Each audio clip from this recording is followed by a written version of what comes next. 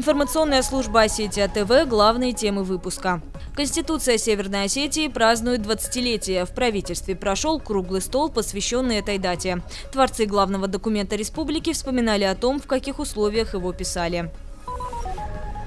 Подготовка к ЕГЭ идет полным ходом. Министр образования и науки Северной Осетии Алан Огоев встретился со школьниками и педагогическим составом алагирских школ. Главная тема беседы – нововведение в процедуру сдачи единого государственного экзамена. Веселая пожарная дружина «Огонек» празднует свою первую победу. Ученики школы «Эрудит» теперь могут похвастаться не только прочными знаниями, но и удостоверениями самых юных пожарных Северной Осетии. Более 20 учеников школы теперь знают все о борьбе с огнем. Эти и другие темы далее подробно. Конституция Северной Осетии сегодня отмечает 20-летие. Творцы главного документа республики вспоминали о том, в каких условиях его писали. На круглом столе, приуроченном к знаменательной дате, выступил Юрий Берагов. В 1994-м он занимал пост председателя Верховного Совета Северной Осетии. Тогда, 20 лет назад, в республике была сложная и экономическая, и социальная, и политическая обстановка. Регион только приходил в себя после Остино-Ингушского конфликта. К тому же еще не до конца были решены проблемы с беженцами из Южной Осетии. При всем этом именно тогда в стране начал меняться общественный строй. Новую конституцию писала специальная рабочая группа, которую возглавлял нынешний вице-спикер парламента Станислав Кисаев. Документ долго обсуждался, его правили и дополняли. Жаркие споры вызывали как фундаментальные вопросы о названии республики и государственных языках, так и частные приватизации, законе о собственности. В результате, по словам авторов, этот документ можно назвать действительно народным. Это история, причем история непростая, я не буду говорить славная, бесславная, непростая история. Мы подошли, мы говорили о том, что вообще-то в нашей стране к тому времени поменялся общественно-политический строй.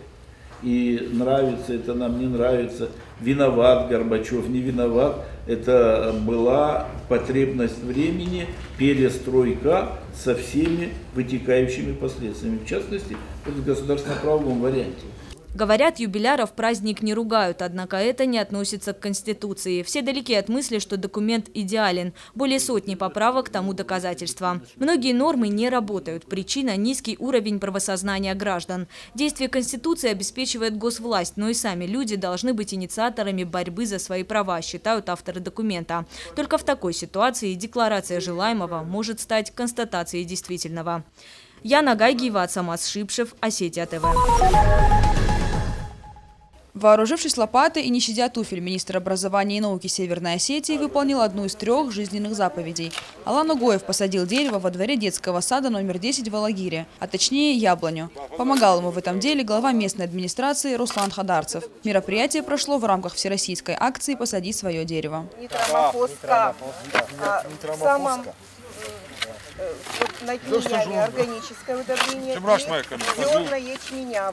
Алан Огоев посетил школу в Майрамадаге, одну из 14 вошедших в проект по капитальному ремонту и оснащению новым оборудованием спортивных залов. Работы здесь идут полным ходом. К концу этого года объект должен быть готов. Сегодня же глава Минобра встретился со школьниками, их родителями и педагогами алагирских школ. Подобные информационные встречи проходят уже 2-й год. Нельзя опускать ту планку, которую мы уже заявили.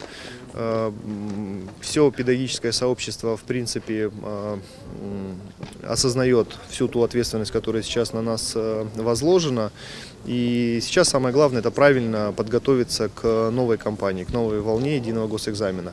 Произошли определенные изменения. Наша задача – донести эту информацию до родителей, до выпускников, чтобы не было волнения, а в штатном режиме велась подготовка к этой процедуре. В режиме открытого микрофона любой желающий мог задать вопросы главе образовательного ведомства. Самые популярные из них касались нововведений в систему ЕГЭ, в частности, допуска к экзамену написанием сочинения. Школьников также интересовало наличие целевых направлений в высшие учебные заведения. Подготовка у нас идет усиленная. Наши учителя нас, благо, хорошо готовят, но все равно слишком много времени уходит на это сочинение. Потому что там более 250 слов, я думал 350, но более 250 слов ты должен написать. Практически балладу, можно сказать. Ну вот, поэтому сложно. Несмотря на все новшества, подготовка к ЕГЭ идет по плану. Проходные баллы в этом году возросли. В классах стабильно ведутся необходимые тесты и мониторинги. Все эти мероприятия направлены на выявление пробелов в системе образования, усиление подготовки и впоследствии успешную сдачу экзамена. Сабина Лаборова, Яна Гагиева, Михаил Безуглов, Осетия ТВ. Веселая пожарная дружина «Огонек» празднует свою первую победу. Ученики школы «Эрудит» теперь могут похвастаться не только прочными знаниями, но и удостоверениями самых юных пожарных Северной Осетии. Более 20 учеников школы теперь знают все о борьбе с огнем. Я, как руководитель управления надзорной деятельности, буду выдвигать данный коллектив на соревнование, которое будет организовано среди республик Северного Кавказа.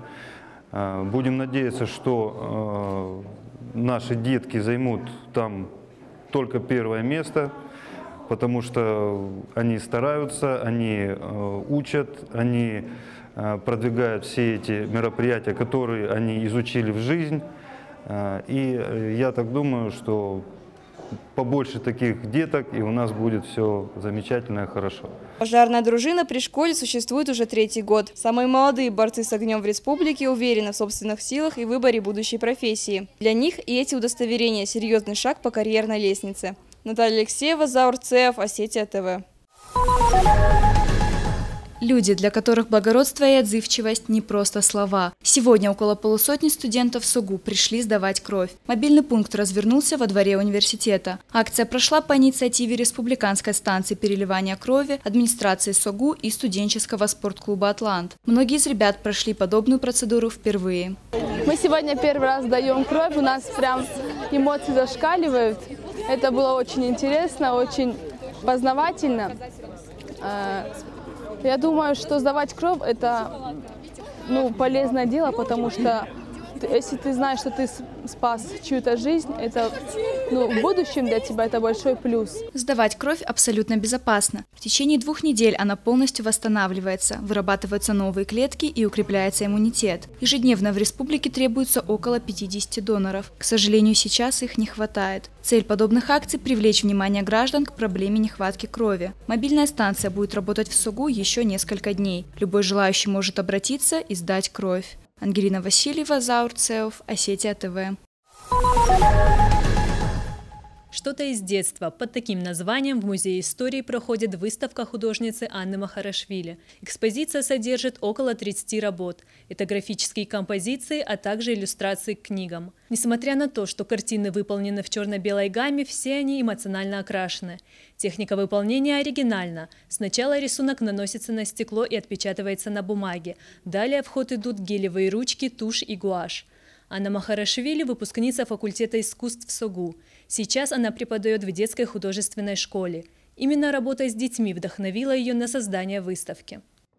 На самом деле и сама выставка больше посвящена городу. Ну и так в основном называется она «Что-то из детства», потому что, мне кажется, тут больше моих каких-то воспоминаний из детства, фантазий, сказок, которые я когда-то читала или слышала. Поэтому я и связала ее с детством. А детство мое – это, естественно, город, в котором я выросла, это Владикавказ.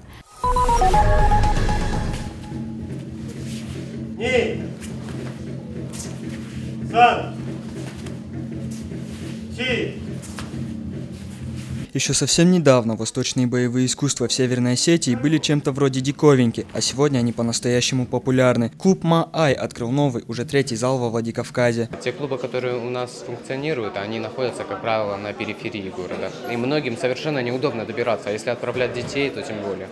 Поэтому мы решили сделать такое мероприятие и открыть клуб уже непосредственно на бане, потому что здесь очень удобно для большинства и по транспорту, и по всему.